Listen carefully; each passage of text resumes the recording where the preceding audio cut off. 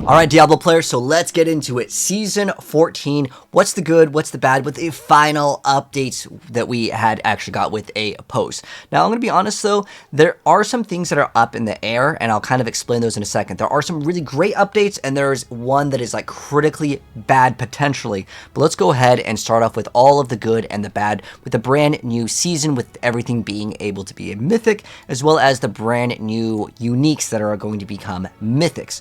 So, first off, I want to go over the good. So what are some of the good things? We can now roll uniques at the occultist. So it's pretty simple. You can just reroll one thing. I think that's great. That is a great addition to the game. Being able to have more control over your character is always good. And then this is one of the nicer changes specifically for people that do play in groups. So war plans are co-op. So what you can do is one of the players can reroll, and then it syncs it up to your party, and everyone has the same war plan. This is awesome, and I love this. Thank you so much, Blizzard, for listening to the feedback, because, you know, games are always going to be more fun with your friends. This is a great update. They also said that they're going to be buffing up the low-tier stuff, so this is kind of vague here because they don't specify the actual numbers that we're getting. It just says, like, a lot of the stuff it shows, like, for example, Azarath as unique, instead of having, let's say, one stat that used to be kind of, like, on some, like, the iconic mythics, we have two stats that are, like, guaranteed rolls on the items, and this could be a good or bad thing because, like, let's say you're playing rogue and you're running, let's say, like Penshaw or something that doesn't need weapon damage, then this would be a bad update for you. But overall, as long as you're able to reroll one of the stats here, as long as you can reroll these guaranteed ones, and you can have more control of your items, I think that's a good thing. But there are also buffing up the lower tier stuff. So some of the lower tier stuff over here, how it works is it's up in the air. So, like, I gave him some criticism on, like, things like, for example, Frozen Orb. You can't just go 20x multiplier and then you take a skill that's like super far behind, let's say like Ball Lightning in the current season. It doesn't bump it up to, it's not even in anywhere near the same dimension. 20x damage is basically one pit tier. And I'll tell you for sure, Frozen Orb is not able to do a pit 150. It's so far behind. So they are buffing that up, but we don't have these numbers. So unfortunately, I can't actually tell you exactly what's going to be the best build, because if they update certain things and they give it, let's say, 200 or 300x multipliers instead of a 20x multiplier, a lot of stuff is up in the air, and unfortunately we won't know the meta. But that's actually kind of an exciting thing because, well, at this point there's almost no point of looking at the PTR stats, even though if you guys are interested in looking at that, we'll talk about that in a second.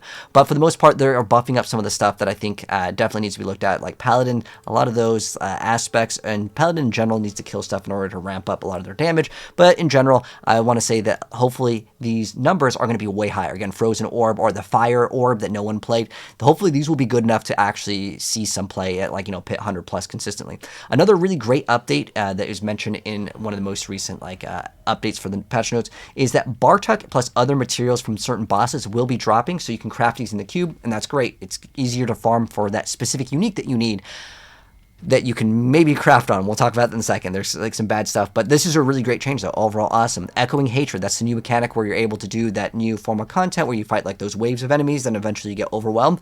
Great. I want these to drop more often so people can engage in the new content, because a lot of people are like, I've never had one of these to drop. These are just very, very rare, so I think that's a great thing. The tower rewards are finally coming out. They're basically cosmetics, like it's like that little halo that goes over your head. Pretty cool stuff that we're getting some cosmetic rewards, and the tower is going to be out of beta. As far as, the other rewards for it, I have no idea. There is supposed to be some other rewards for it, but we'll wait and see. But the tower is finally coming out of beta, so that's cool. And then also, other things that they've actually said from feedback that we have mentioned is the seasonal mechanic will drop better loot. Basically, you stand in a circle. That's all that really comes down to it. I've got lots of videos of it. It's honestly not that exciting. They're making it a little bit faster, so that's, I think, a good thing, because like it's literally just standing in a circle. Diablo has too much stand in a circle, kill monsters, but now the circle will then move a little bit, so that's kind of cool, unless you're playing a channel build like Incinerate. But let's be real, no one's really playing that build, and so it probably won't hinder you too much. But yeah, the circle now moves and it's a little bit faster, so that's a great thing.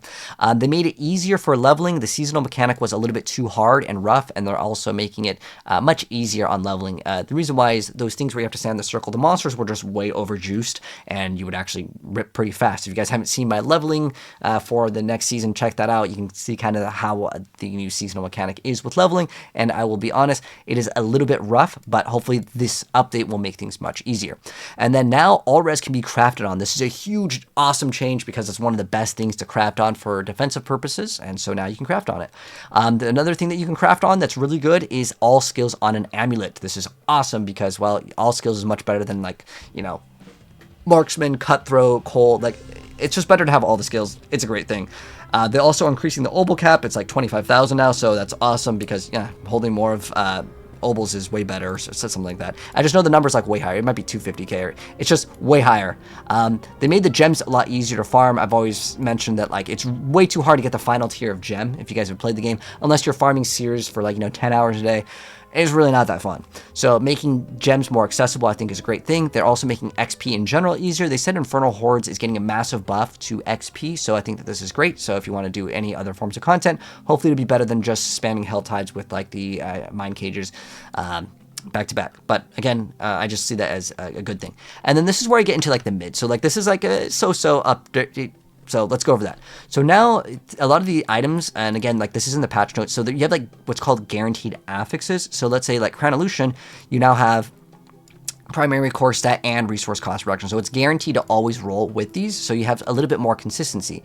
However, some of these, and this is why I consider it mid, some of the items that would have very specific stats that you knew and loved, they are removed and they're not, like, on it, and you cannot roll onto it.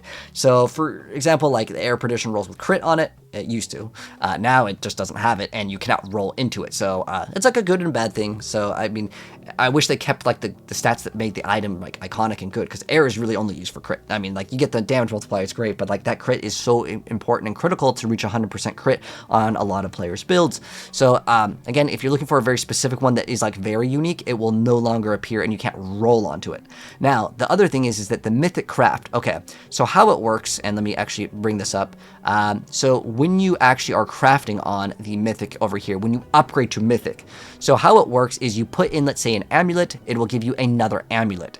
Now, how it used to work on PTR is if I put in any jewelry, so rings and amulets would all roll randomly. If I threw in a Mythic or any ring that was a unique ring and I want to upgrade it to a Mythic, it could give me an amulet, it can give me a ring, it's random. Now how it works, a amulet will go to amulet, a ring will go to a ring, a chest piece will go to a chest piece, but before it would go a chest piece to a pair of boots. Now it doesn't go over the same exact item, so to kind of explain this, if I put in a unique Azarath sword, right, it used to be able to spit out, like, Butcher's Cleaver, it would spit out whatever, like, one-hander basically. Now how it works is it will be kind of in the same family, so a chest piece will give you a chest piece, a boot will give you a boot, but it's not the exact same. I think what players were criticizing, and I even mentioned this, if I put in something, and, like, logically, how it makes sense is if it says upgrade to Mythic in my head, I'm thinking I want to upgrade this exact same thing into the Mythic version of it. That makes sense. Not like, let me get this, I got this unique armor and I want to upgrade into a Mythic. It should just say randomized to Mythic. It would be a better terminology, because I know that there's going to be so many people that have said, I put in this and it gave me this. It's like, well, it just, that's the way it works. It's better than it was, but it's still not, I think, what people wanted. I don't know if it's just a coding thing, but I think, like, that just makes so much more sense. So again, that's why I put it in the so-so category. It's better, but it's still overall not what people, I would say, wanted. So next up, we got to go into the bad. Okay, this is the #1 bad thing, but it's not 100% confirmed because the wording is weird here in the patch notes. So I left all the text here, and one of you guys maybe can actually decipher this, because I was actually talking to other few Diablo partners, and, like, we got no idea what's going on with this. Okay, so I put all the text here, but we're only looking at the thing that I'm pointing in the arrow in the red over here. We're going to look at these one at a time. So what we're looking at is specifically, can we craft on these Mythics, the brand new, like, purple uniques that are now Mythic uniques? Can we craft on them? Because it's very confusing. So it says right here, in the, like, where I'm pointing at in the red, it says chaotic and focus reroll transfigurations have been removed for unique and Mythic unique items. What doesn't really make sense is transfiguration is, like, the final step, but the chaotic and focus reroll, that has nothing to do with transfiguration. Transfiguration is like where you try to roll gem strength, or like that random stat that says, like, you know, usually you get the indestructible, right? That doesn't really make sense. But it says chaotic and focus reroll, which, like, that's where you try to target certain things to modify your items, so crafting becomes really good. And it says that over here, that again, that they have been removed, so you can't do it. And as far as I'm aware of, they also said that you can't do it. But then on the newest update, right, this is the new patch notes, they also said Heraldric Cube. Unique items can have their affixes modified with chaotic and focused reroll cube recipes. When using these recipes on a unique or new mythic item, the recipe additionally costs an attuned primordial dust. Okay, so can we craft on them or not? That's all I care about. You can make it, the whole it costs more, I don't care. Like, you can make it cost double, triple, I don't care. I'm going to have enough of this. The main thing that I'm concerned about is if I get these brand new mythics and I cannot craft on these, then it is incredibly RNG, because I can't even throw in a unique version of the Ring of Sacrilegious Soul and just upgrade to mythic. It not only has to be just that specific ring, it's super RNG, because the whole new season mechanic is getting the new materials to then craft your mythics. But then there's another thing that I think a lot of people missed out on, is that you're only allowed one crafted mythic. So what this means, and this is my hugest point of criticism and the number one bad thing, if we can't craft on this, is that it's just going to be so much RNG, because it has to not only be the item that you want, but it has to also roll the correct stats, because we cannot re-roll at the cube. But again, I have no idea. If someone wants to make sense of this, please let us know down below, because if you can craft on it, that's all I care about. Then this is amazing, and I think this is a great change. But if you cannot craft on them whatsoever, because in the PTR, you could do whatever you want, which is awesome, but you didn't have access to re-rolling at the Cultist. Re-rolling at the Occultist is a good thing, and that's going to be in the game, because that means we can lock affixes. Locking affixes is one of the most OP things, and honestly, it probably shouldn't be in the game. If they want the RNG to be really hard, they should not allow it. But I think they can allow us to lock affixes, which is when you reroll. And if you guys don't know what I'm talking about, you have to learn this. This is so critical. Watch my crafting guides. I got a ton of them. But watch that, because that will significantly make crafting, it's a night and day difference. It's so easy to craft in Diablo 4. Like, it's literally like in like 20 minutes you can learn like how to craft the best stuff, and I show you guys on how to craft the best weapon, how to craft the best armor, the best pair of boots. Like, I show you guys how to craft everything, and it's so beginner friendly. It is no PoE RNG 1 in 3 hit it with a fracture orb. It's chill, it's easy, I promise you can learn it. But if they make it so you don't have the ability to reroll any of these stats inside of the chaotic affixes, then good luck.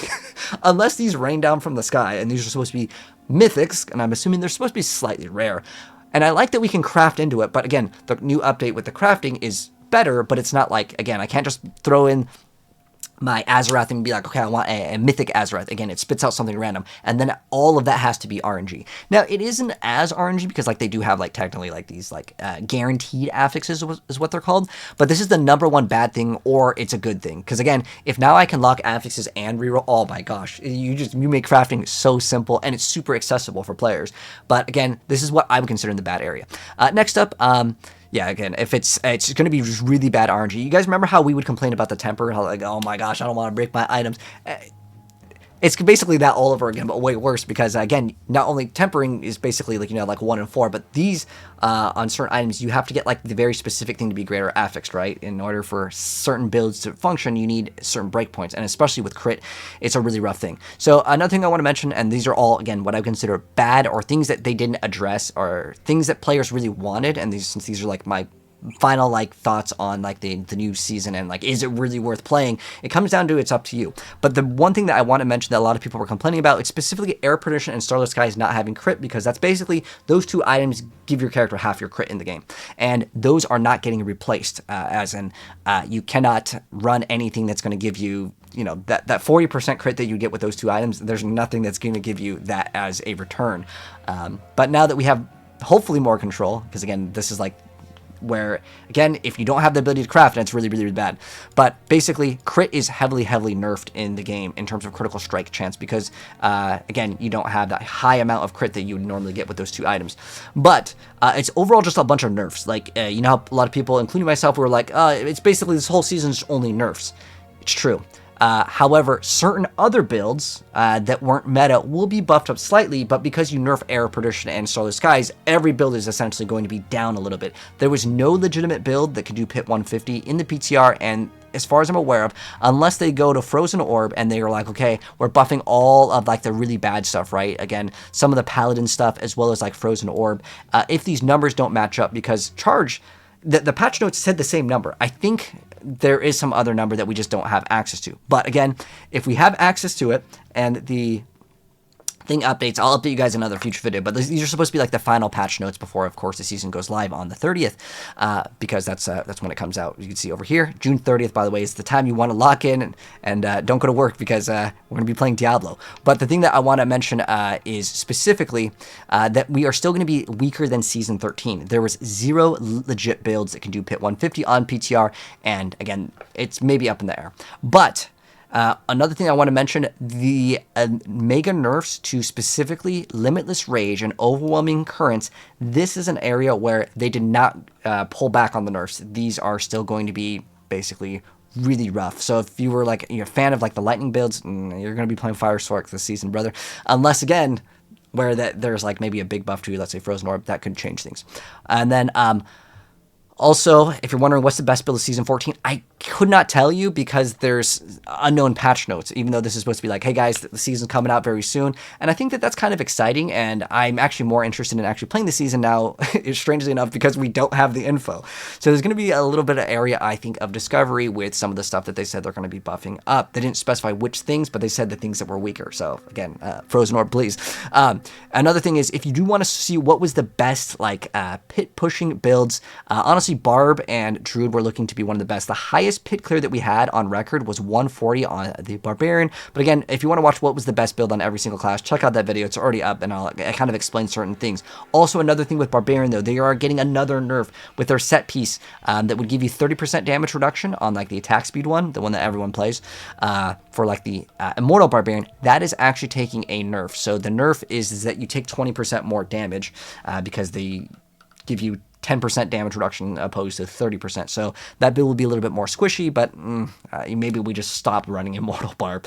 But there is going to be another build that I'll be dropping pretty soon that is Barbarian related, which I'll let you guys know very soon. It's going to be uploaded literally tomorrow. But it'll be another build that if you want to run instead of Whirlwind Barb, but that's still pretty much the best build. As far as we're aware of, Whirlwind Barb is still the best. Everything that was the best, there are a couple things like Companion Druids that down a little bit. So there's like this Tornado Druid. Shred was actually very strong too. But again, a lot of the lightning stuff is pretty strong with Druid, but again, check out that video if you guys want to see that. And I'm going to have to update you guys also on what is the best build in Season 14 very soon, because again, we don't have the full notes, but a lot of people wanted to know kind of my thoughts, as well as let you guys know if it's worth playing. So I would say for me, I'm actually super excited about this season, even though it's all nerfs. There is a hidden area where, again, they didn't specify, and if we can discover new builds, I think that's going to be cool, because that's going to make it so if they do buff up some of the things significantly, because if everything's just 30x damage, right, like, or 30x of the power, whatever's like good is just going to be it just moving kind of the builds up a little bit. But then if you nerf crit, right, because if you lose 40% crit on any build, it's going to deal significantly less damage. Or you're going to have to sacrifice, you know, your runes, so you'd have to run, let's say, Gar rune and get the extra 10% crit, or you're going to have to get greater affix critical strike chance on every single piece of gear that you can get it, and then also get the crit masterwork. You suffer from other areas of them not being, you know, the normal greater affix that you normally go for, or you have to force run gear that might not have the stats that you want because it happens to roll crit on it, which is the most important thing in Diablo for a majority of meta builds, with the exception of like dot builds, some dot builds. But anyways, that's going to wrap it up. So yeah, let me know, guys, what do you think about the new season? Is it worth playing? For me, I'm going to say, yeah, it's absolutely worth playing, because I'm more excited about specifically the randomness of like which skills are actually getting buffed. It's going to be a surprise. I hope there's going to be some crazy builds that can do Pit 150, but at the moment there's none. And I don't know if there's going to be even one build that does it, but I hope there are going to be builds that somehow make it past that, and hopefully they don't just get, like, you know, nerfed instantly. But we'll wait and see, man. But anyways, let me know, guys, what do you guys plan to play at the start of Season 14? For me personally, I think Rogue is going to be a great choice. The reason why is Twisting Blades is getting a buff. It's actually all Cutthroat. They're getting a buff, and also Penshot is a very strong thing, so you can play, there's a little bit more play with builds with the Rogue, and then Druid's a very strong pick as well. I would recommend Druid, Rogue, and Barbarian are actually looking to be like the really top tier classes, whereas a lot of the DLC classes like the Warlock, the Spiritborn, and Paladin look like they're kind of on the weaker end of things, but again, we'll wait and see. Oh, by the way, I also tried Charge Paladin. Unless they buff that up, guys, skip it. I know I made a build back in like Season 11 or 12, and it was really good. It's not the same. Even with the buffs, skip out on it, unless the buffs are going to be even stronger. But anyways, that's going to wrap it up. If you're new here, subscribe, and I'll let you guys know what is the best stuff, and let me know, guys, do you think it's worth playing?